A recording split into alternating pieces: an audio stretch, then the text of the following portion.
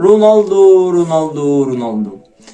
يعني تحس النهارده ان انت بعد ما اتفرجت على ماتش البرتغال وسويسرا والصورة اللي انتشرت بين رونالدو والمدرب، انك متضايق كده، يعني انك حزين جدا على رونالدو واللي بيحصل فيه، وانك فعلا متضايق له لانه ما يستاهلش نهاية زي كده. بس كده انك عايز تقول اخص عليك يا كورة، يعني حقيقي اخص عليك يا كورة اللي بيحصل ده. اتمنى ان التاريخ يرجع سنتين لورا عشان رونالدو ما يكبرش.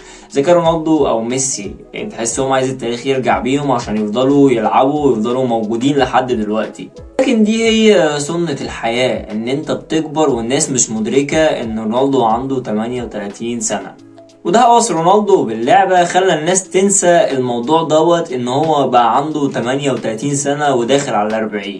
واساسا في لعيبة لما بتوصل لل 30 سنة ما بتقدرش تقدم حتى ربع الاداء اللي رونالدو قدمه من سنتين بس وكان مكسر الدنيا. الناس بقت شايفة رونالدو آلة، لازم يبقى عنده 28 سنة او 25 سنة، ونست ان الدنيا بتكبر وان هو بيكبر، ومع فرق العمر والسن، وان كرة القدم اساسا لعبة بدنية وذهنية، وكل ما بتكبر في العمر كل ما بتقدرش تقدم المستويات اللي انت كنت بتقدمها قبل كده. هم ناسوا كل ده وشايفين ان رونالدو آلة ولازم يدي لحد ما يعتزل وبس. وده طبيعي لانه نجم ودايما الضغوط عليه والاعلام متسلط عليه، اي حاجة بيكتبها تويتة او غيره او صورة فبتجذب نظر العالم كله وتبقى محط انظار، لان ده رونالدو. ده رونالدو يا جدعان.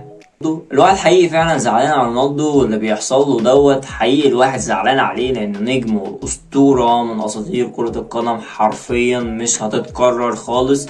ولكن رونالدو هو اللي ساعد الناس ان هي تتكلم عليه وان هو يوصل للصورة دي، لان هو مش مقتنع كمان ان هو كبر، ودايما بيبقى عايز ياخد دقايق اكبر وانه يبدأ اساسي في الملعب، وبيزعل لو قعد دكة وبيزعل لو قعد احتياطي، ودايما عايز يبقى موجود بصفة اساسية. وده صعب جدا لان كرة القدم زي ما قلنا لعبة ذهنية وبدنية وانت بتكبر، فبرضه مش هتقدر تجاري الناس وخصوصا في تطور الكورة.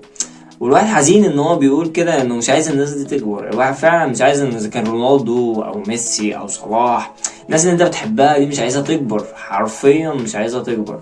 بس هتعمل ايه؟ هي دي سنة الحياة وهي دي الكورة. واحد مش عارف يقول حاجة. لو عجبك الفيديو منساش تعمل لايك وسبسكرايب. السلام عليكم.